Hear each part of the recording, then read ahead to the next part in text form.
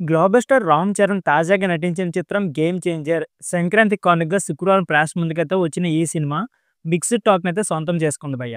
సరైన కథతో సినిమాని తెరకెక్కించడంలో దర్శకుడు శంకర్ అయితే ఘోరంగా ఫెయిల్ అయ్యారు అనే మాటలైతే గట్టిగా వినిపిస్తున్నాయి.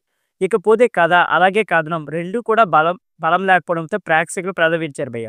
మెగా అభిమానులు సైతం సినిమా బాగోలేదని తేల్చి చెప్పేశారు.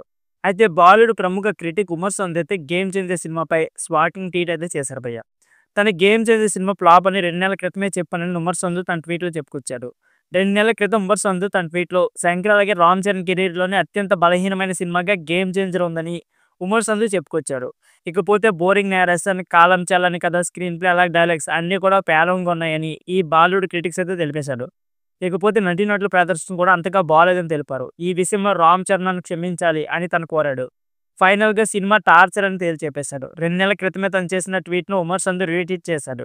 ఇకపోతే ఉమర్ సంధు చెప్పినట్లుగానే సినిమా ఏమాత్రం బాలేదని నెటిజన్లు కామెంట్ చేస్తున్నారు. ప్రస్తుతం ఉమర్ సంధు చేసిన ట్వీట్ నెట్టింట వైరల్‌గా మారింది. ఇక 'గేమ్ చేంజర్' విషయానికొస్తే వరల్డ్‌వైడ్‌గా ఈ సినిమా సుమారు 186 కోట్లు వసూలు సాధించినట్లు నిర్మాణ సంస్థ ఒక స్పెషల్ పోస్ట్ ద్వారా తెలిపింది.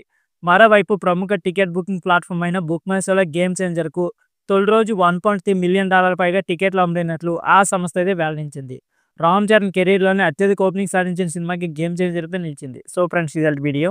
ఈ వీడియో నచ్చితే please like, share and subscribe my channel. Thank you for watching.